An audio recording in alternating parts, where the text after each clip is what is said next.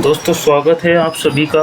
मैं हूं रज़ा और आप देख रहे हैं स्टडी विद रज़ा के साथ। तो आज हम बात करने वाले हैं इंडियन प्राइम मिनिस्टर हमारे जो भी अब तक हुए हैं उनके बारे में बात करेंगे। अक्सर बच्चे परेशान रहते हैं कि कैसे याद किए जाएं। नंबरिंग एग्ज़ाम में जाते हैं और कन्फ्यूज़न क्रिएट हो जाता है, तो बहुत ज़्यादा प्रॉब्लम होती है। क्वेश्चन गलत होने के चांसेस रहते हैं, लेकिन आप इसके बाद कोई भी क्वेश्चन गलत नहीं होगा और कोई भी पीएम गलत नहीं कर पाएंगे आप। तो स्टार्ट करते हैं हम। ये बहुत अच्छी ट्रिक है। ट्रिक बताने से पहले मैं एक छोटा सा वीडियो आपको इंडियन जो प्राइम मिनिस्टर हैं हमारे, उनकी हिस्ट्री के बारे में बताऊंगा और बहुत ही सिंपल वे में बताऊंगा, आराम से याद हो जाएंगे सब। तो पहला जो हमारा पैराग्राफ है भाई, पैराग्राफ ये है कि एक नंबर, ये जो है नंबर 1 है, पैराग्राफ नंबर 1। तो यहाँ से स्टार्ट करते हैं हम। ये हमारा वर्ष 1947 से 2022 तक प्रधानमंत्री के पद पर कुल 14 पदाधिकारी अपनी सेवाएं दे चुके हैं। मीन्स यानी कि अब तक जो हमारे प्रधानमंत्री बने हैं वो 14 बने हैं, लेकिन अगर हम गुलजारी लाल नंदा को भी जोड़ लें तो ये जो हो जाते हैं 15 हो जाते हैं, क्योंकि गुलजारी लाल नंदा 2 बार कार्यवाहक प्रधानमंत्री रह चुके हैं।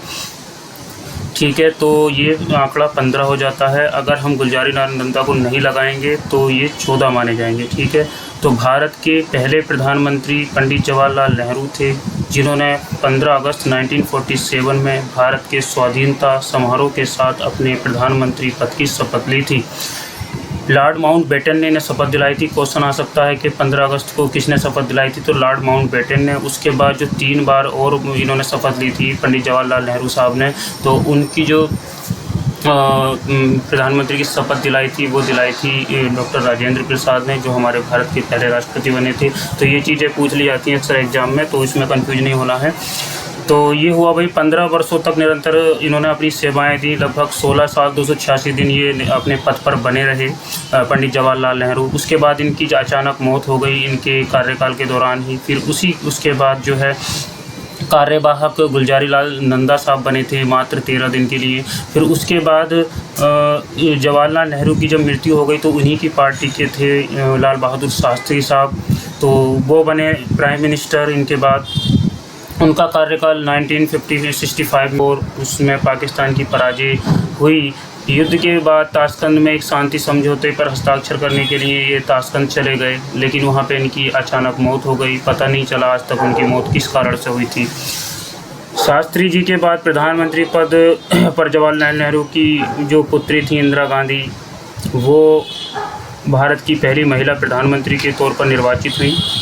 इंदिरा के पहले 2 कार्यकाल 11 वर्षों तक चले, जिनमें बैंकों का उन्होंने राष्ट्रीयकरण किया। 14 बैंकों का 1969 में उन्होंने राष्ट्रीयकरण किया था। और उन्होंने एक महत्वपूर्ण बात ये की, जो पूर्व राज परिवारों को जो शाही भत्ते मिलते थे वो उन्होंने समाप्त कर दिए, उपाधियाँ उन्होंने समाप्त कर दी। पाकिस्तान से 1971 में युद्ध हुआ और बांग्लादेश की स्थापना हुई, यानी कि जो पूर्वी पाकिस्तान था वो पहले पाकिस्तान के कब्जे में था। तो फिर युद्ध हुआ, रसिया ने हमारी मदद की, फिर वो उसके बाद जो है आज़ाद कराया पाकिस्तान से। फिर बांग्लादेश की स्थापना हो गई 1971 में। जनमत संग्रह द्वारा सिक्किम जो था वो भारत में मिलाया गया। पहले जो है जनमत संग्रह हुआ सिक्किम के लोगों में, सिक्किम के लोगों ने भारत में मिलने की इच्छा जाहिर की, तो सिक्किम को मिला लिया गया। वो भी काम इंदिरा गांधी के टाइम में हुआ था। इंदिरा गांधी के टाइम में पोखरण में एक भारत का पहला परमाणु परीक्षण हुआ, जो ऐतिहासिक घटना थी। ठीक है, वो भी इंदिरा गांधी के शासनकाल में हुई। और इंदिरा गांधी ने जो है आपातकाल भी लगाया था 1975 से 1977 तक। इसी वजह से कांग्रेस हार गई थी। पैराग्राफ उसके बाद जनता पार्टी की गठबंधन सरकार आई, मोरारजी देसाई देश के पहले गैर कांग्रेसी प्रधानमंत्री बने। पैराग्राफ नंबर 3 में है, लगभग 2.5 वर्षों के शासन के बाद मोरारजी देसाई के इस्तीफे के साथ ही उनकी सरकार भी गिर गई। उसके बाद कुछ समय के लिए मोरारजी देसाई की सरकार में उप प्रधानमंत्री रहे चौधरी चरण सिंह ने कांग्रेस के समर्थन से बहुमत सिद्ध किया और वो पीएम बन गए। लेकिन उनका कार्यकाल ओनली 5 महीने तक चला, क्योंकि कांग्रेस ने समर्थन अपना वापस ले लिया था और उन्होंने बहुमत खो दिया। फिर उन्हें इस्तीफ़ा देना पड़ा। और एक ये ऐसे प्रधानमंत्री थे जो कभी संसद भवन में इन्होंने कदम नहीं रखा। क्वेश्चन आता है कि ऐसे कौन से प्रधानमंत्री थे जिन्होंने संसद में कदम नहीं रखा। ठीक है, ये बागपत से निर्वाचित थे, ध्यान रखना। उसके बाद है करीब 3 वर्षों के बाद कांग्रेस पुनः भारी समर्थन के बहुमत के साथ सत्ता में आई। इंदिरा गांधी फिर से अपने दूसरे कार्यकाल के लिए निर्वाचित हुई। इस दौरान उनके द्वारा उठाए गए सबसे कठोर एवं विवादग्रस्त कदम था operation blue star. Operation blue star जो संबंधित था वो था पंजाब से अमृतसर में एक हरमिंदर साहिब में छुपे कुछ खालिस्तानी आतंकवादियों के खिलाफ चलाया गया था। इनका कार्यकाल 31 दिसंबर 1984 की सुबह उनकी हत्या के साथ समाप्त हो गया, क्योंकि इन्होंने जो कार्यकाल वो चलाया था हरमिंदर साहिब में खालिस्तानियों के खिलाफ जो ऑपरेशन ब्लू स्टार चलाया था, तो उससे जो है जो सिख लोग थे वो खिलाफ हो गए थे। इनकी जो सुरक्षा व्यवस्था में जो इनके गार्ड थे वो सिख थे दो, तो उन्हीं लोगों दोनों ने इनकी हत्या कर दी थी।